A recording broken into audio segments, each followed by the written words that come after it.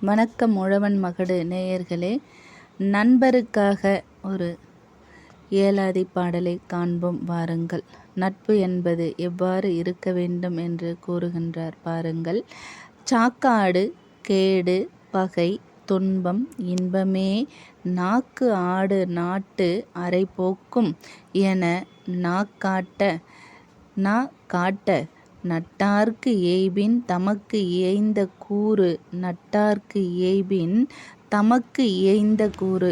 நட்புக்கு எந்த துன்பம் வந்தாலும் தமக்கு அந்த துன்பம் மாதிரி நினைக்கின்ற ஒரு நல்ல நட்பு வேண்டும். அப்படிப்பட்ட நட்பு எப்படிப்பட்டதென்றால், உடம்பு அட்டார்வாய் பட்டது பண்பு.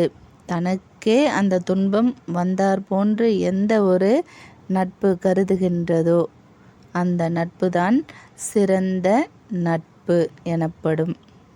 உடுக்கை இழந்தவன் கைபோல் அப்படின்னுவார் இல்லையா திருவள்ளுவர். எப்படி துணி விலகினா நம்மையும் அறியாமல் அந்த துணியை சரி பண்ண முயல்கின்றோமோ, அதுபோல சிறந்த நட்பு என்பது அவனுக்கு துன்பம் வருது அப்படின்ற பொழுது அவன் சொல்லாமலே தெரியப்படுத்தாமலே ஓடி போய் நாம் களையணும். அவனுடைய துன்பம் நம்முடைய துன்பமாக கருதணும். அதை தீர்ப்பதற்குரிய முயற்சி செய்யணும். அதற்கு தான் துன்பப்படணும்.